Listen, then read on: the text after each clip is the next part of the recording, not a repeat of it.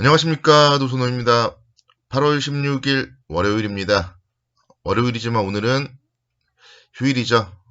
하루 그래도 남은 날 푹 쉬시기 바라겠고요. 또 내일부터 있을 화요일부터 금요일까지 한 주일 동안 투자 전략도 이제는 좀 챙겨보시는 그런 시간 갖도록 하겠습니다. 국내는 오늘은 광복절제 대체공휴일로 인해서 휴장이에요.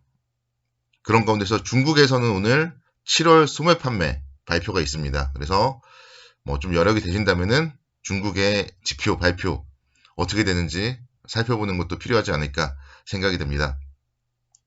이번 주에 가장 중요한 날은요, 8월 17일 화요일입니다. 8월 17일 날 미국에서도 파월 의장이 타운홀 미팅을 가질 예정이고요. 또 미국의 7월 소매 판매 산업 생산 발표가 있는 날입니다. 국내에서는 요즘에 광고 많이 나오더라고요. 갤럭시 폴드 사전 예약 이제 시작되는 날이기 때문에 요즘에 삼성전자 주가가 엄청나게 떨어졌잖아요. 근데 삼성전자가 반도체 때문에 떨어졌는데 삼성전자는 반도체만 있는 게 아니라는 걸 여기서도 알 수 있죠. 그래서 삼성전자의 휴대폰 얼마나 잘 만들었는지, 얼마나 잘 예약률이 높은지 이런 부분들을 좀 확인해 볼 수 있는 날이 아닌가 그런 생각이 듭니다. 먼저 좀 타운홀 미팅에 대해서 살펴보면은 파월 의장이 이제 질의응답 등의 과정에서 경제 상황에 대해서 어떠한 언급을 할지 여부가 좀 상당히 중요한데요. 뭐 사실 뭐 이전과 크게 달라진 발언을 내놓지는 않을 것이다. 그런 의견이 많습니다. 특히 이제 과거에도 타운홀 미팅에서는 경제에 대해서 간략하게 발언을 했지만 뭐 뚜렷하게 뭐 새로운 얘기들을 한 적은 별로 없다. 이런 부분들이 이제 과거의 사례를 통해서 알 수 있고요. 다음 주에 26일부터 28일까지가 잭슨홀 회의예요. 그래서 잭슨홀 회의에서 통화정책과 관련된 좀 새로운 이야기를 할지 여부가 더 중요하다. 그렇게 볼 수 있겠습니다. 그리고 거기에 대한 힌트는 7월 FOMC 회의록을 통해서 또 확인을 해볼 수가 있을 거예요. 그래서 미국 시간으로는 8월 18일, 그리고 이제 국내 시간으로는 8월 19일 새벽에 FOMC 의사록 발표가 되기 때문에 FOMC 의사록에 어떤 내용이 담겨 있는지 여부도 좀 상당히 주목을 해봐야 될 것이고, 연준 의원들이 워낙 많잖아요. 그렇기 때문에 연준 의원들의 구체적인 테이퍼링 시점에 대한 신호, 과연 FOMC 의사록이 나왔는지 여부에 대해서 좀 찾으려고 아마 할 것으로 보입니다. 그리고 테슬라의 AI 데이도 이제 8월 19일 목요일에 있어요.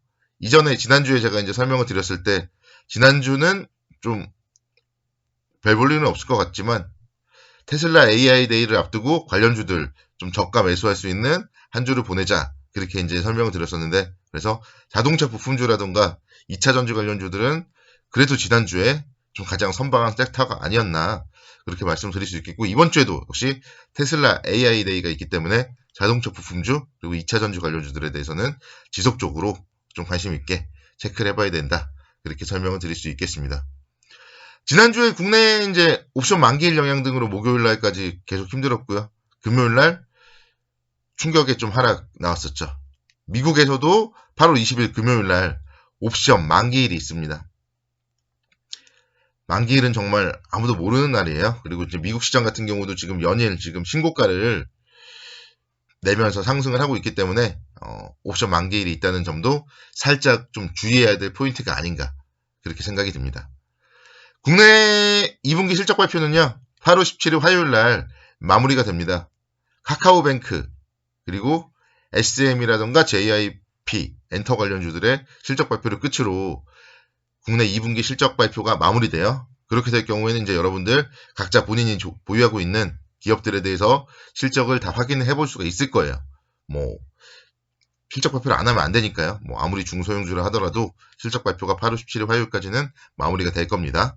그래서 본인들의 보유 종목들, 실적들 좀 체크해 보시고 실적이 양호한 기업들 위주로 포트폴리오를 꾸려 나가셔야지 지금처럼 어려운 시장에서 버팀목이 될 수 있다. 다시 한번 실적은 정말 100번 강조해도 지나치지 않습니다.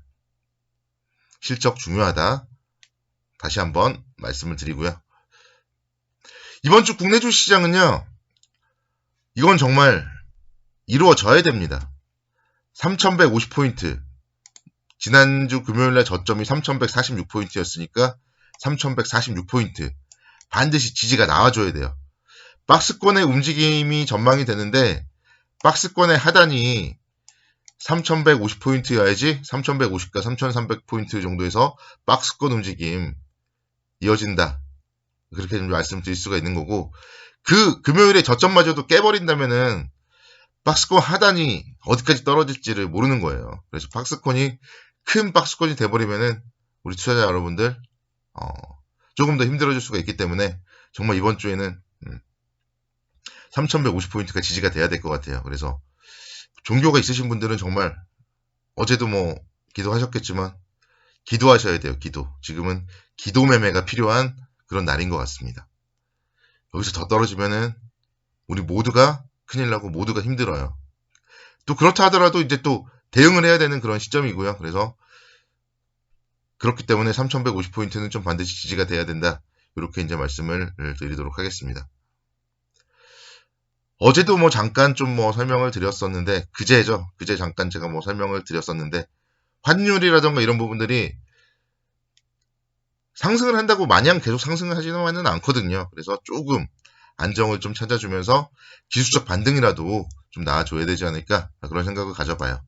7월 만기일 이후에도 이런 흐름이 있었습니다. 그래서 좀 7월 만기일과 비슷한 흐름을 기대를 해보도록 하겠습니다. 종목으로는요, 현대제철 한번 볼게요. 현대제철. 다시 또 볼 자리가 왔어요. 55,500원인데요. 지난주 금요일날 같은 어려운 시장에서도 빠지지 않았습니다. 그런 얘기, 결국 그러니까 시장보다 강한 종목에 여러분들이 관심을 가져야 된다. 이거를 저는 여러분들께 말씀을 드리고 싶어요. 2분기 실적 뭐 상당히 좋았었고, 흑자전환만큼 좋은 건 없다. 제가 여러 번 강조 드렸었죠. 철강 제품 같은 경우는 계속 지금 가격이 상승하면서 사상 최대 이익 모멘텀이 있어요. 그런 가운데서 이제 가장 좀 중요한 게 중국에서 철강 수출세를 9월부터 부과할 걸로 지금 전망이 되고 있습니다. 그에 따라서 국내 철강업계가 좀 반사 이익을 거둘 가능성이 높다. 이렇게 말씀드릴 수 있겠고, 철강이 계속 좋으면요, 또 힘든 섹터가 있어요. 그래서 제가 요즘에 조선주에 대해서 얘기들을 별로 안 하잖아요. 그래서 조선주 같은 경우는 계속 지금 수주를 받는데 후판 가격이 계속 상승되면은 실적이 생각보다 좋지 않을 수가 있기 때문에 힘들 수가 있어요. 그래서 철강주가 긍정적이고 조선주는 조금 당분간은 좀 힘들 수 있다. 이런 점들도 여러분들이 생각을 하셔야 되지 않을까, 이렇게 말씀드리겠습니다. 현대제철이 지난 7월달 같은 경우에도요, 49,600원부터 54,800원까지 10% 상승이 금방 나왔어요.